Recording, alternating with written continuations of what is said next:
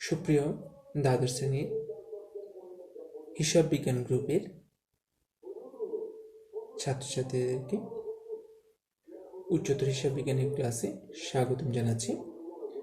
আজ অধ্যায় 1 নগদ প্রবাহ বিবরণী কিছু গুরুত্বপূর্ণ থিওরি প্রশ্ন নিয়ে আলোচনা করব।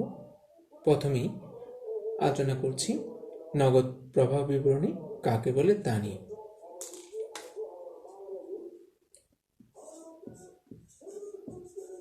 নগদ প্রবাহ বিবরণী কাকে বলে?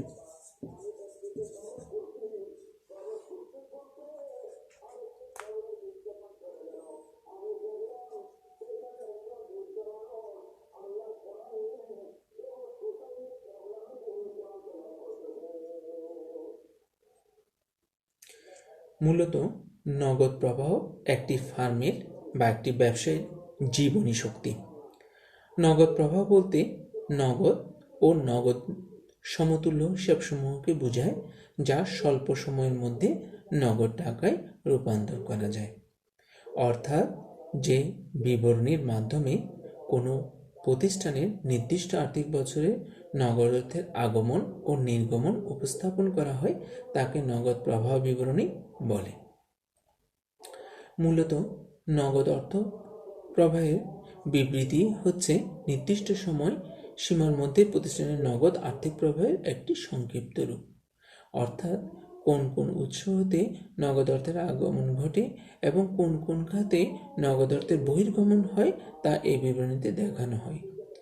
অতীতের নগদ প্রবাহ সম্পর্কে তথ্য সংগ্রহ করে নগদ প্রবাহ বিবরণী তৈরির মাধ্যমে নগদ অর্থের পরিবর্তন সম্পর্কে জানা যায়। আমি তোমাদেরকে এতগুলো কথা বোঝানোর জন্য বললাম। আমি সহজ ভাষায় তোমাদেরকে বলে দিচ্ছি নগদ প্রবাহ বিবরণী কাকে বলে। তোমরা লিখেও নিতে পারো। যে বিবরণীর মাধ্যমে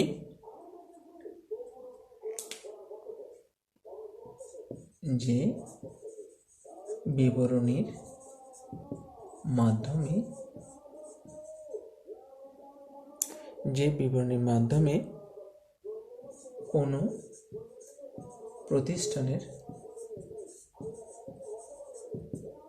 প্রতিষ্ঠানের নির্দিষ্ট আর্থিক বছরের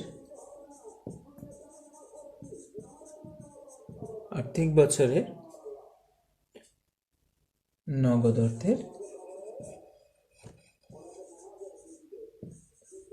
অর্থের আগমন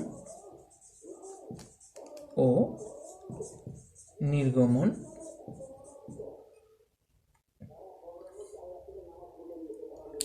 কোনো প্রতিষ্ঠানের আগমন ও নির্গমন উপস্থাপন করা হয় তাকে নগদ প্রবাহ বিবরণী বলে।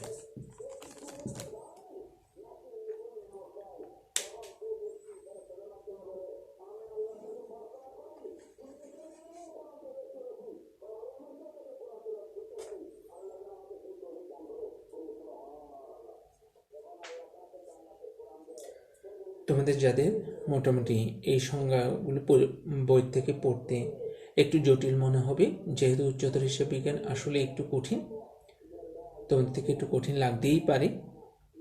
যারা আজ থেকে এসেছো বা যারা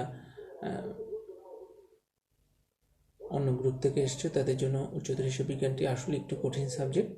তারপরে যদি প্রথম থেকে সুন্দরভাবে বোঝা যায়, প্রত্যেকটি থিওরি যদি সুন্দরভাবে বুঝতে পারো তাহলে অঙ্ক কত সহজ মনে হবে।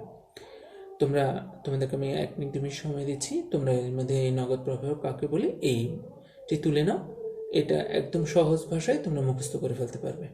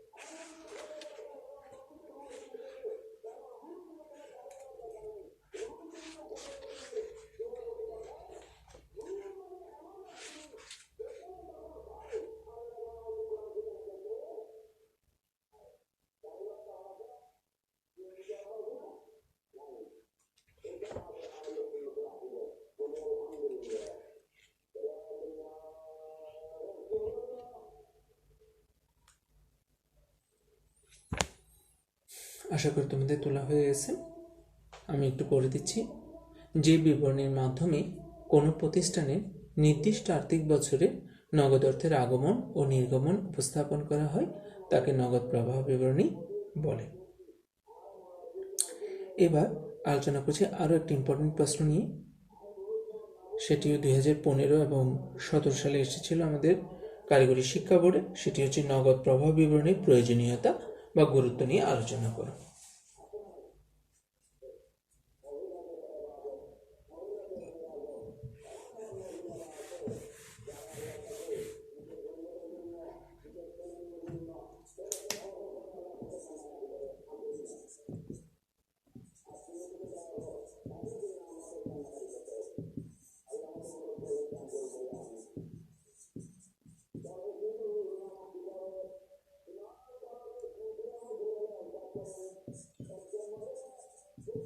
নগদ অবস্থার মূল্যায়ন। নগদ অবস্থার মূল্যায়ন। 2, আর্থিক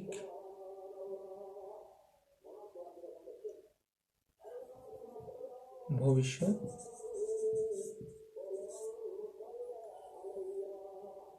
নগদ অবস্থার অনুমান। ভবিষ্যৎ নগদ অবস্থার অনুমান।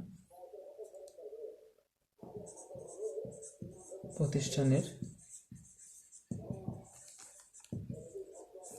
তারল্যচিত্র।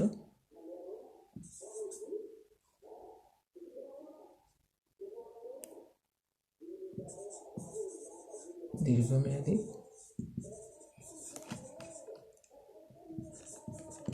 পরিকল্পনা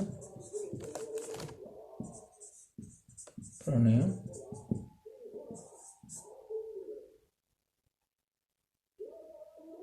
তথ্য সরবরাহ।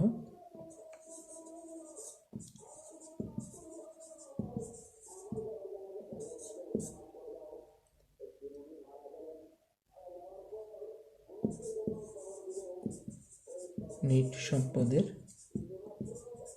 পরিবর্তন।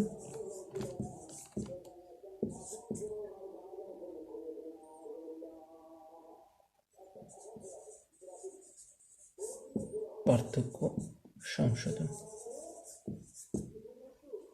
তোমরা এই 7টি পয়েন্ট তুলে নাও, আমি একটু পরে আলোচনা করে বুঝিয়ে দিচ্ছি এগুলো।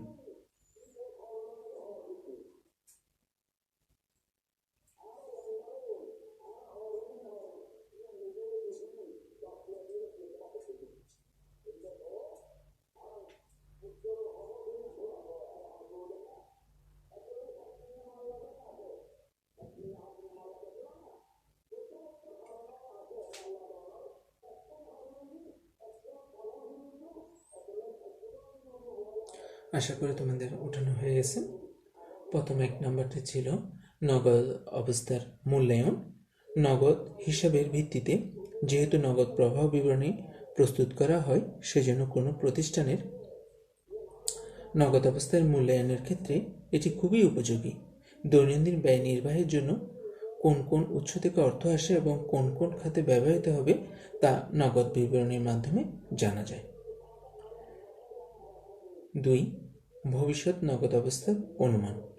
ভবিষ্যৎ আর্থিক কার্যনির্বাহী সংক্রান্ত পরিকল্পনা প্রণয়নে ও তা সুষ্ঠুভাবে বাস্তবায়নের জন্য নগদ প্রবাহ বিবরণীর সাহায্যে প্রতিষ্ঠানের কত টাকা সংগ্রহ করতে হবে, কোন কোন উৎস হতে কত টাকার আগমন ঘটবে এবং কোন কোন খাতে এই টাকা ব্যবহার করা যাবে তা বিস্তারিত জানা যায়। প্রতিষ্ঠানের তারল্যচিত্র। নগদ প্রবাহ বিবরণীর মাধ্যমে প্রতিষ্ঠানের তারল্য অবস্থা ও গতি প্রকৃতি সম্পর্কে সুস্পষ্ট ধারণা পাওয়া যায়। দীর্ঘমেয়াদী পরিকল্পনা প্রণয়ন। বিনিয়োগ ও অর্থসংস্থানের সিদ্ধান্ত গ্রহণের ক্ষেত্রে পরিমাণ এবং সময় এই উভয়ই ব্যবস্থাপনার ক্ষেত্রে গুরুত্বপূর্ণ। নগদ প্রবাহ বিবরণী এই ব্যাপারে ব্যবস্থাপনাকে সহায়তা করে থাকে। তথ্য সরবরাহ। নগদ প্রবাহ বিবরণীর সাহায্যে প্রতিষ্ঠানের বিভিন্ন ধরনের তথ্য, যেমন নেট মুনাফা কিভাবে অর্জিত হয়, মুনাফা কোথায় গেল, মুনাফা যথেষ্ট হওয়া সত্ত্বেও বেশি পরিমাণ লভ্যাংশ দেওয়া গেল না কেন, কিভাবে দীর্ঘমেয়াদী ঋণ পরিমাপ করা যাবে ইত্যাদি বহুবিধ তথ্য সরবরাহ এবং বিভিন্ন প্রশ্নের উত্তর পাওয়া যায়। নিজ সম্পদের পরিবর্তন। নগদ প্রবাহ বিবরণী যেহেতু আর্থিক বিবরণীর অন্যান্য অংশের সাথে যৌথভাবে ব্যবহৃত হয়, সেহেতু নগদ প্রবাহ বিবরণীর মাধ্যমে প্রতিষ্ঠানের নিজ সম্পদের পরিবর্তন কিভাবে হলো তা মূল্যায়ন করা যায়। পার্থক্য সংশোধন। ঐতিহাসিক নগদ প্রবাহ বিবরণী বা প্রস্তাবিত নগদ প্রবাহ বিবরণীর মধ্যে তুলনা করে যদি তাতে কোনো পার্থক্য বা বিচ্যুতি ধরা পড়ে, তাহলে তার কারণ বিশ্লেষণ করে তা যথাসময়ে সংশোধনের ব্যবস্থা গ্রহণ করা যায়।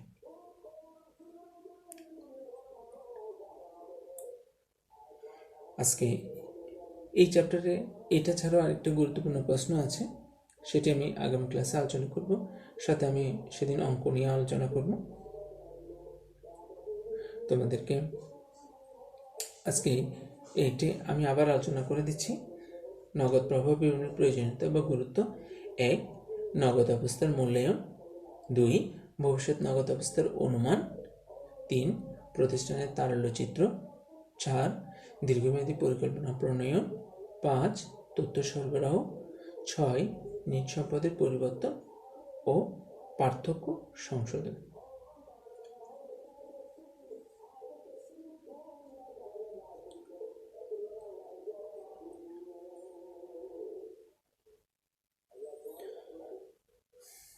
তোমরা তোমাদের রেফারেন্স বই থেকে এই পয়েন্টগুলো ছাড়াও যদি অন্যান্য পয়েন্টও থাকে, বিভিন্ন রেফারেন্স বই বিভিন্ন ধরনের পয়েন্ট দেওয়া থাকে, তোমরা সেগুলো ভালো করে পয়েন্টগুলো আগে ভালো করে মুখস্থ করে নেবে।